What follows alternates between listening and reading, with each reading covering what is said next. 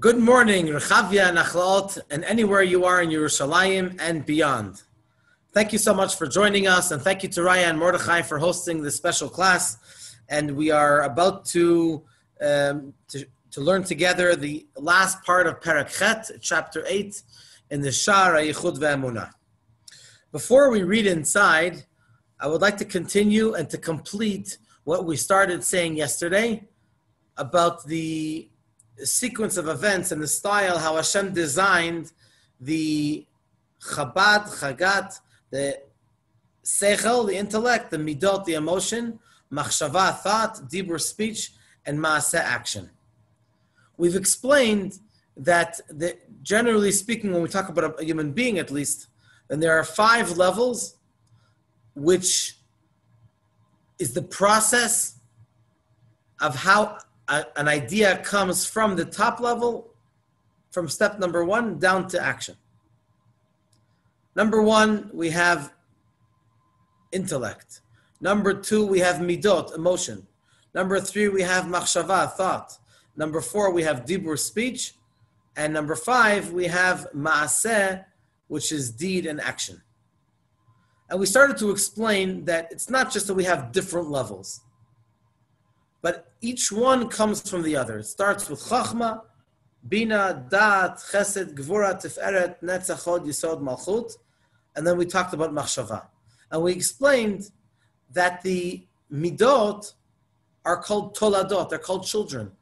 In other words, configuratively, that the children come from the parent. So the bina comes from chachma, da'at comes from bina, the midot come from the seichel, the intellect, and the machshava, the thought, comes from the midot, also from seichel, but it comes, it's impacted by the midot, so it comes from the midot. Now let's talk about dibur. It's a little bit easier to explain how dibur comes from midot than machshava. So let's do step number 1. When you think about something, these are called otiyot ha-machshava, letters of machshava, because we think in words. Even though if we're not saying the words, but if your first language is English or Hebrew or whatever it is, you're going to think in English, for example. So it's called letters of machshava, but nevertheless, it's letters which are inside. Letters which you're not saying. You're thinking about them. You're developing a concept. You're bringing it home, but it's still inside. So a letter is a method of expression. You have a concept before it comes down into a letter, into a word, into a paragraph, into a story, to a chapter.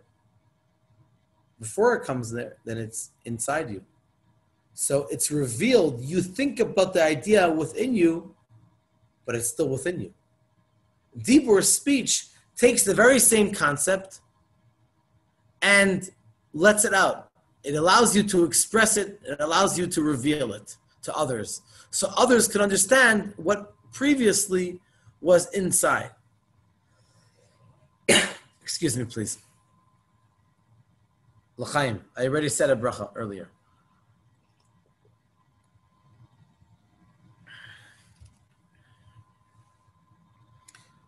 So it's easier to understand how the dibur, speech, comes from machshava. Machshava is an earlier stage, and dibur, speech, comes from machshava, from thought. Whatever you thought, now you can speak. You don't have to say everything that you thought. That's not a very wise thing to do.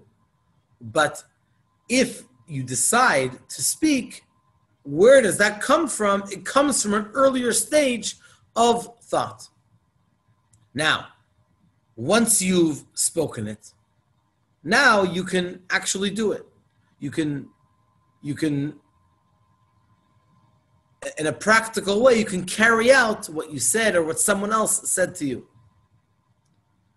Now, it's clear that when you think about something, you don't have to say it in order to do it.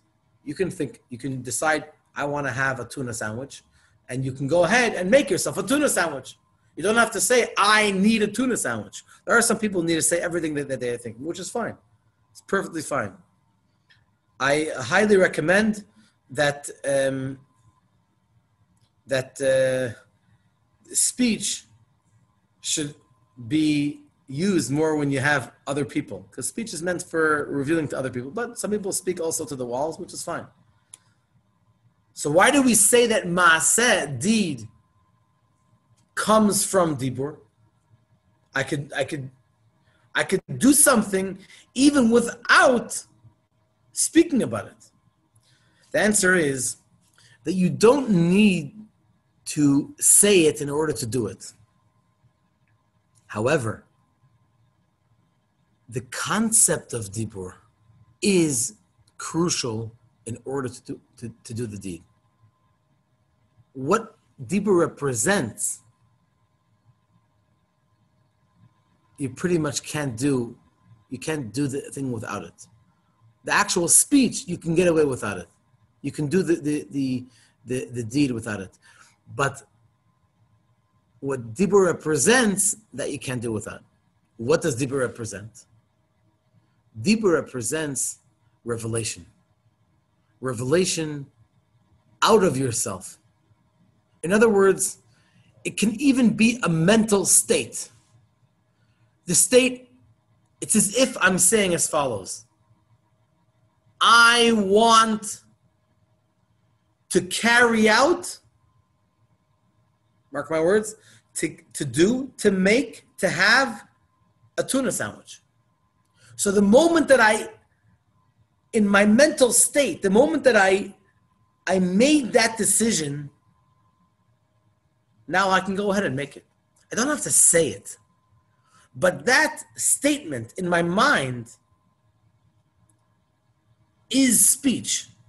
Not literal speech, but it's speech. It's still within my mind. It's still within machshava. It's not just an idea of bread and fish. I am going to go ahead and to make it. That decision, that mental state, that awareness brings you and allows you to actually go ahead and make it. So this is just explaining how maaseh, how action comes from dibur, which comes from machshava, which comes from midot, which comes from sechel. Each one comes from the other one. It starts with chachma, and it goes all the way down until you reach the lowest level of maaseh, of deed. Or in the style of the worlds, the lowest level is asiyah, action. That's the main thing, like we learned a couple of days ago. Action, the practical mitzvot, that's the main thing. And so hopefully we were able to convey this clear message. I really hope and pray that it's clear, because it's quite a deep concept, and I'm trying to give it to you in a nutshell. That the way HaShem designed the midot and all of the sfirot and the machshava, dibur, maaseh, thought, speech, and deed, each one comes from the other. It's one long chain. Now, let's see this inside.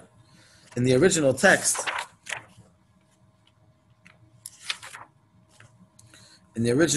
we are on page 170 in the Tanya.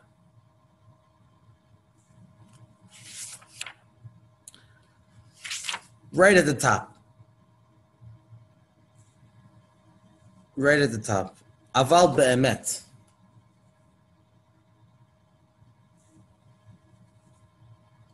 So, in the earlier lines, we started to say that a person, a human being, when a person hears about a concept, we naturally understand it, we naturally think of them kamot shehem bo, as they are in the person. So we're at the middle of the second line of page 170 at the word aval. Aval be'emet, but in truth, HaKadosh Baruch Hu, the Holy One, blessed be He, Huram v'nisa, is uplifted and exalted, v'kadosh shemo, and His name is holy. Klomar, that means to say, Shehu kadosh umuvdal, that he is holy and separated. Ribui revavot adin ketz v'tachlit. Tens of thousands of levels, which is really hundreds. Ribui revavot is tens of thousands times tens of thousands, which is hundreds of thousands, even millions of levels. Adin ketz v'tachlit, for no end. Madregot havdalot, levels of separation. Lamala, much higher. Me'erech v'sug umin kol ha'tishbachot v'hama'alot, from even the type of any praises and greatnesses, sheyuchlu hanivraim, that the creations should be able to grasp, lahasig, to grasp, ulitzayer b'sichlam, and to picture in their minds. So Kadosh Baruch Hu, the reason why we cannot have any clue, any intuition into Hashem's greatness is because He is so much greater than us, infinite levels higher.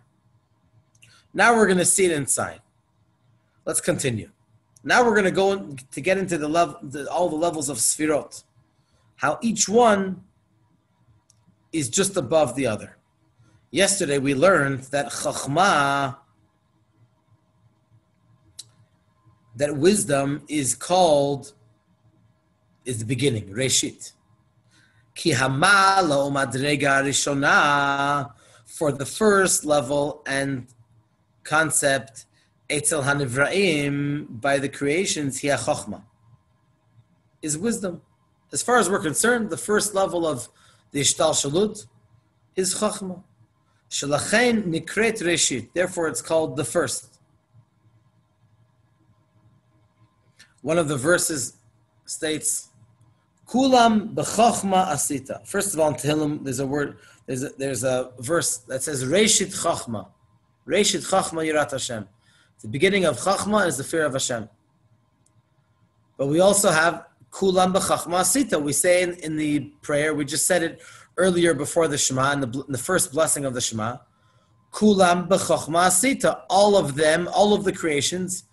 B'chachma sita, you've made them through chachma, because chachma is the first. Ki be'emet hi reishit umakor kol ha-Chayut b'nevraim. For in truth, it is the beginning and source of all the life force in the creations. Chachma is the beginning. Ki me'achachma nimshachot bina v'da'at. This is what we've been explaining over the past couple of days. Now we're seeing it in the text, that from Chochmah comes the next two levels of Bina, understanding, and then Da'at, knowledge. Because the Seichel, the Alter Rebbe says in the first portion of Tanya, in the third chapter, that the Seichel, the intellect, includes three parts: Chochmah, Bina, and Da'at. It's not just three different parts. Rather, it's three parts that one comes from the other. It starts with Chachma, then comes Bina, and then comes Dat. The same concept which you had in your mind, the flash, the idea of Chachma, then is developed into Bina, and then is developed into Dat. That same concept. And once you have it in your seichel, in your mind, comes from there the next level, which is, I'm sure you remember, midot, emotion, chagat nehim. Umehen, let's continue in the text. Umehen nimshachot kol hamidot shebenefesh hamaskelet. From there comes all of the midot, all the emotion, from the nefesh hamaskelet. Usually in Chassidus we don't talk too much about,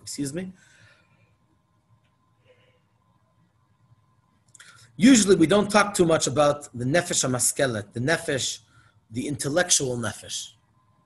But because we're talking over here about the concept of how the nefesh, the soul, thinks, and now it's being developed and it's coming down into midot, so that's how we refer to it, nefesh hamaskelet. Kamo, for example, what are examples of midot, emotions within the human being? Ahava, love, chesed, kindness, Rechavia, and compassion, and etc. We talked about this yesterday. As is explained, as we can see clearly, Sha'akatan, that a child, she'en bodat, that doesn't have knowledge, hu bekas tamid, he's always upset. Ba'achzari, and sometimes the child even acts mean to others. V'gam ahavato, and also his love, he lidvarim ktanim, is for little things. She'ein ra'oi la'ahavam, that it's not really befitting to love them, but he likes them. A little truck. For a mature person, a little boy can play with a truck for hours on end. A little girl can play with a little doll. It means nothing, but it can make them happy, and something, a little wrong thing can make them really upset. Mipnei she'ein bodat, because they do not have enough knowledge and feeling. Le'ehov dvarim haroyim la'avam, to love things which is befitting to love them. She'ahava hi kefi hadat, for the love is according to the dat. So if you have a level of maturity, then your love will also be for things which are befitting for a mature person. But if you're a child, then you'll love things which are for an immature person. So we have so far the intellect. Then we have the midot. Now let's go to level number 3. Level number 3, if you remember, is machshava, thought. The ability to think and process an idea which came into your mind. Let's continue in the text. And from the midot in the soul, nimshachot ba, are drawn into it, tevot, words, v'otiyot, and letters, hamachshava, of thought. Sha'nefesh mechashevet b'davar shohevet. The soul, as we explained yesterday, naturally is guided towards things which it loves. Or ech lif'ol ha'chesed, or how is constantly thinking how to accomplish chesed, kindness, v'rachamim, and mercy. V'chein b'sh'ar midot, and so too with the other midot. In other words, machshava, thought, is drawn from the midot. Then we asked yesterday, how is it possible, or why does the machshava have to come directly from the midot? It could come directly from the mochin, from the seichel, from the intellect. It doesn't have to go through midot. The answer is that on some level the midot do affect it, because a person is directed to certain thoughts based on their feelings. Now we can see this in the text.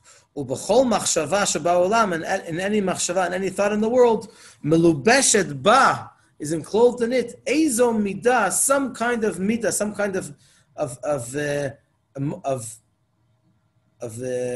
action, of midah, of emotion.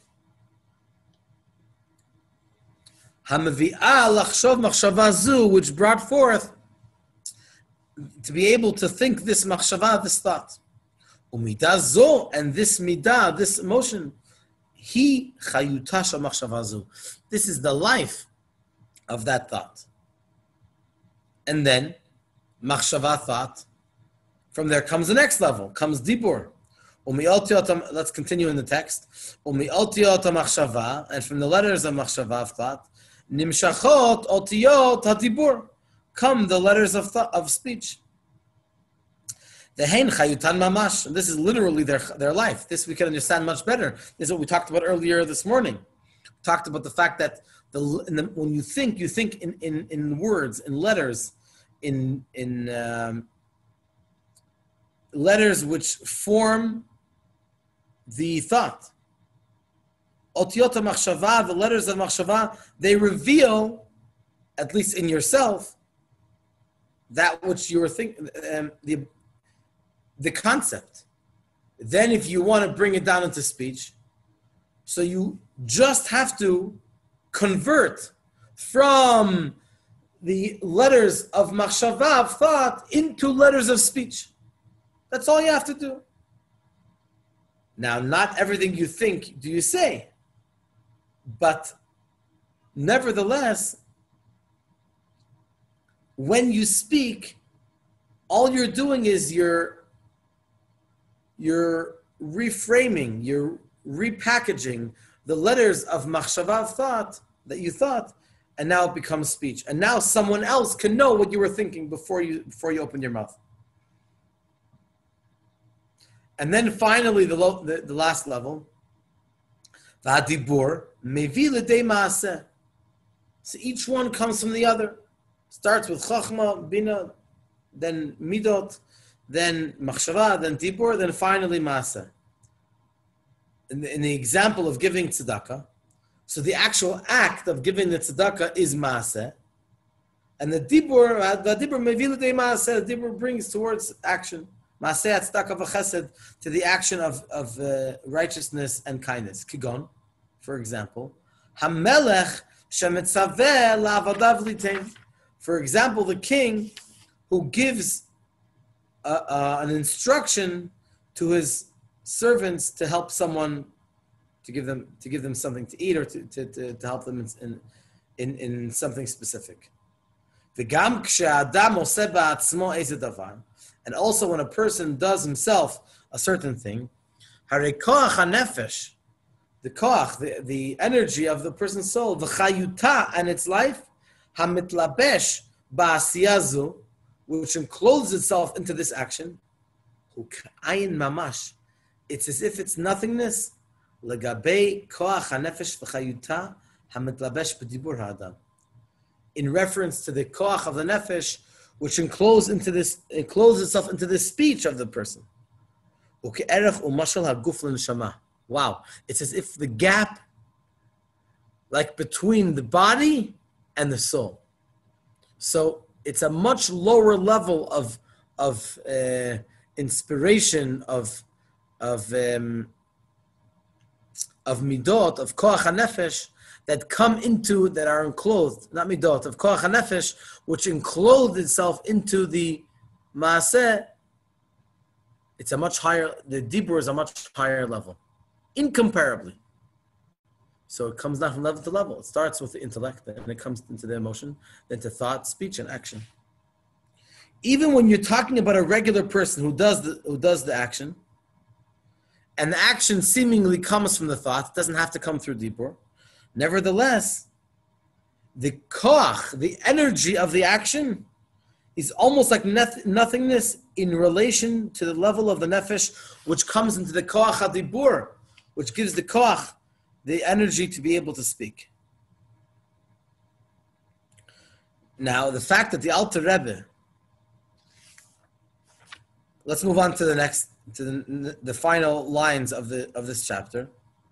V'chein, and so too, erech otiyot hadibur, the value of the letters of dibur, l'otiyot machshava, that's for sure even greater than the relative distance between the koach of the nefesh, which comes into the deed, in relation to the dibur. And so to the distance of the value of the letters of the thought in comparison to the midah itself, to the actual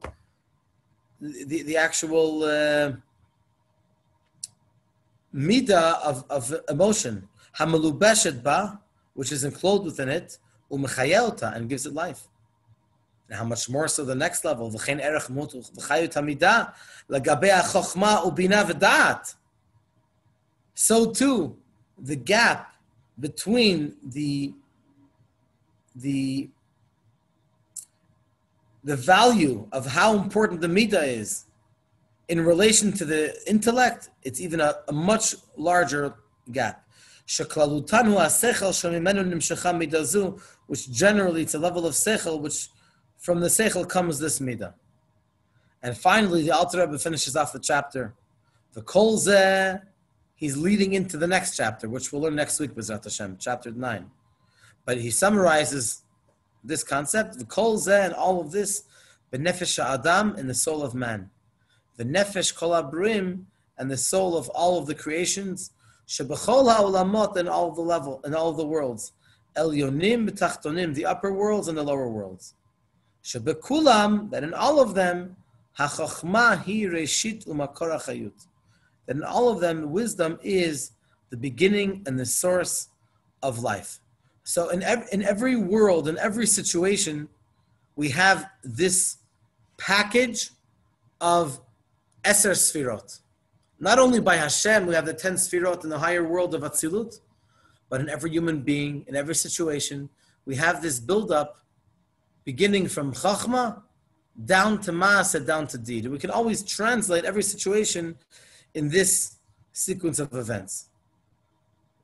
We understand we understand at least a little bit of these concepts from the way it is within us. Kamot shehein bo, like we said at the beginning of the chapter, as it is within us.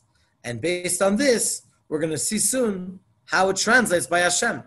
On one hand, at least we understand, at least we know the concepts.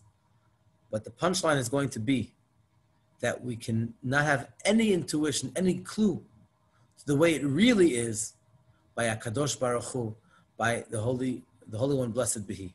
He is Kadosh, He is holy, Muvdal, He is separated from us, from anything in the entire world. And this is the punchline that the Alter Rebbe is trying to explain from beginning of chapter Chet for the next couple of chapters. Up until chapter Chet, chapter 8, the Alter Rebbe said that don't think that anything else in the world outside of Hashem is really outside. It's really all part of Him.